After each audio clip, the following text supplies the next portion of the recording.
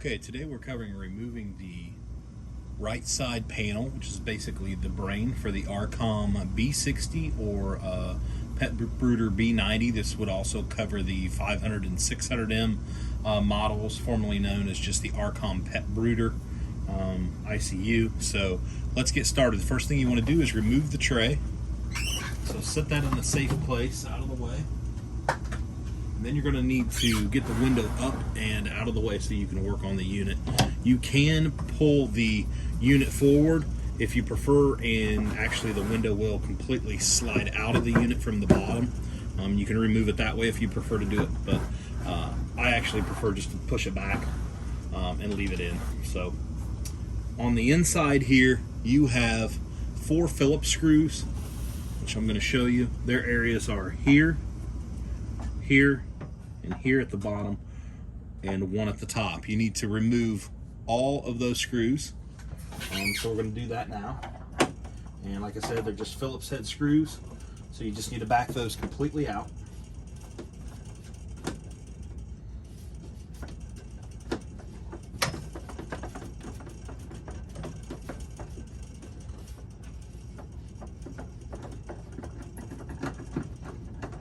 So go ahead and loosen those up and back them completely out of the unit.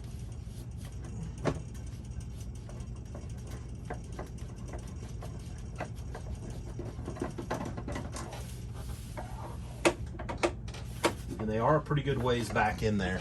So you want to make sure you have a long Phillips head. I don't recommend you use a drill, mainly because they're easy to strip the heads if you don't get on there square. It's easier just to use a standard Phillips head screwdriver, appropriate size there, and go back. So the next thing is on the back side of the unit, and I'm going to walk around here. At the back of the unit, you have a disc here that is for the water connection, and if you just slide that open, you're going to see there is one more Phillips head screw located here. That is a different size than the other screws, so go ahead and remove that, and then we will get to the inside panel here. So I am going to try to position the camera here where you can kind of see I'm still back here removing this screw. I'm going to pop that out of the way, set it to the side so you don't lose them. So I've got that set back here to the side. And now this should be loose. I may have to loosen up the screws on the inside just a little bit more, which I will have to. So we'll go back around and make sure that I've got those completely popped out here.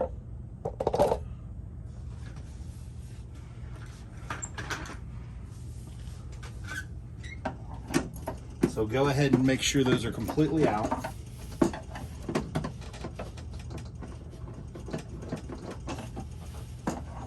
Should be all the way worked loose. Once you've got that, you should be able to pry that bottom edge of the unit loose.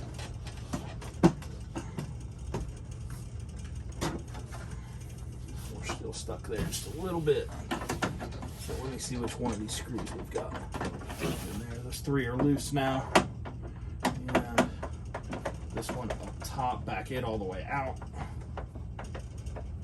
Like I didn't have that one loose enough. Okay, so now it's starting to pivot, so I should be able to pry it back. Watch your window on the top because it will want to pop open. If it does, just get it set to the side. And then we should be able to remove this left side panel here. And when you pop it out, be very careful because this window does want to come out. If it does that, then I set it over inside the tray and I remove this side panel here. Now, there's a couple things to watch inside this panel. The first thing you want to watch is on the back side, it has a piece of water tubing. And I'm going to move the camera up here so you can see it. And so you just want to disconnect that. Right underneath there's a connection that fits that top insert piece here. It fits on the bottom of that for the water. That carries the water from the inlet there to the pump that's inside, the little internal water pump that sits down here. So once you got that loose, that's the first thing you want to do. The second thing you want to do is look for any other loose connections or connections that can come apart. So the next one that could come apart is actually this power connection right here. Just wiggle it out away from and back towards the machine, and that'll pop out. The third one is this membrane switch, okay? So you got to be very careful with these, but just kind of gently put it between your finger and your thumb and just give it a little wiggle and pull out.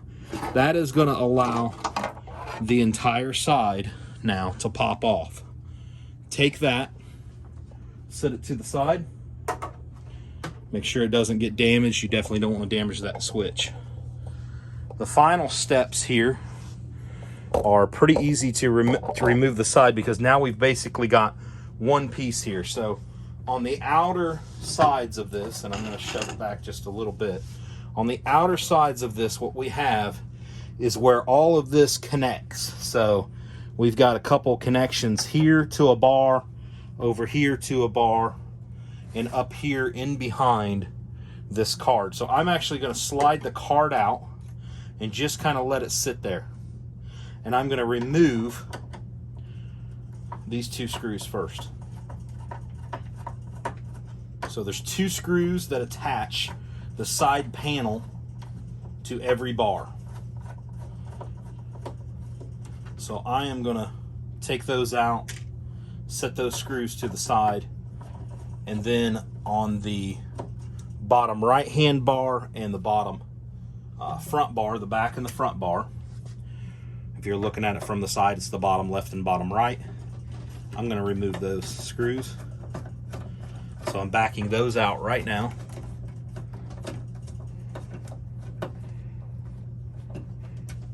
And I'm going to go ahead and get to the bottom. If you're hitting your switch or your main control panel, just slide it back into that slot at the top and the bottom there. And you might have to just pull that out a little bit to get it to fit, but you just slide that in there until it goes back and stops. Then it's out of the way. You're not hitting it with the screwdriver.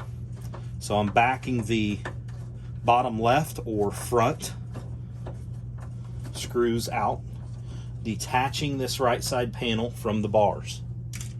This allows you to send the brain back to the manufacturer if they ever ask you to do that, for if there's an issue with it and they want you to send this what they'll call the right side, which is basically the brain of the unit, holds all of the major components. The only thing that is not in this side really is the fan, but it has a connection that comes over here, the fan for the nebulizer and oxygen port is there. And that is actually this wiring that's right here. So now that we've got those detached, I'm going to start to pull this out. And you need to be very careful when you do this. You want to give pressure from each side evenly so that you don't get it in a bind. And so I am just going around and pulling with a little bit of pressure from the front and back until I get the bars out. So the bar's out there on the front.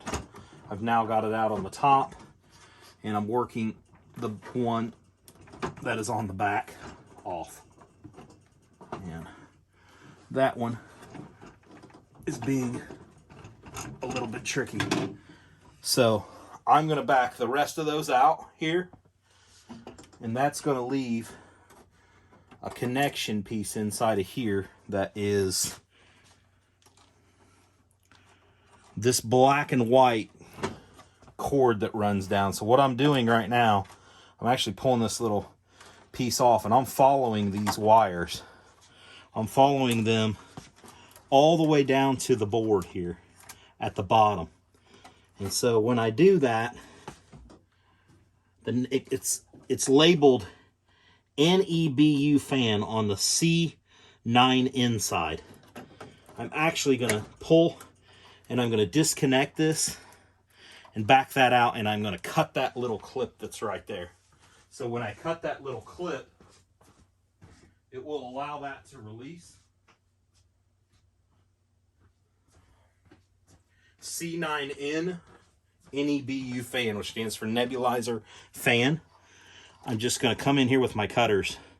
Very gently, do not cut any of those wires. And I'm going to cut that clip off of there so that I can backfeed this here out of there, so that when I pull this panel off, this stays with the machine. Okay? So, I've got all those screws out. Everything's out of here. I'm going to lay that down very gently. I'm going to backfeed this out, that nebulizer fan connection. I'm just backing all the way out. I'm leaving that. And then the last thing you want to do is connect that tubing here. We're going to connect the tubing and the switch back up.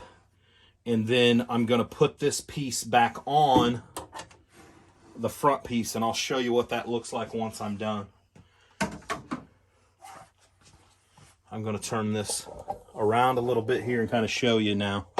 So I am taking this tubing that's sitting there and the fan, and I am going to reconnect that really fast here and then show you what that looks like. So I'm going to pop those things back in. I'm going to reconnect.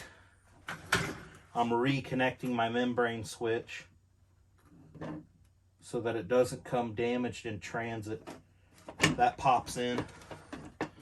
And then the last thing that's going to pop in is the tubing. Really, honestly, you don't have to do that one. This will fit together and fit down in there just like it was on the inside of the machine. You just kind of got to rotate it just a little bit and it'll pop down into the machine like this. Once that's done, you actually can tighten the screws back up, and this is what you're going to ship back. This piece here is what you're going to ship back to Rcom or to us or to Lifeline if we ask you to do so, if we're handling this. And that's it. That's what completes that. So that's what you need to do. Just tighten those 4 internal screws back up, send that back to Rcom and or us or Lifeline if we ask you, and we can do a repair on it. Then we send it back, and it's just the reverse to hook it back up. So that completes the video for today. I appreciate you watching. Thanks for choosing Lifeline Pet Supplies.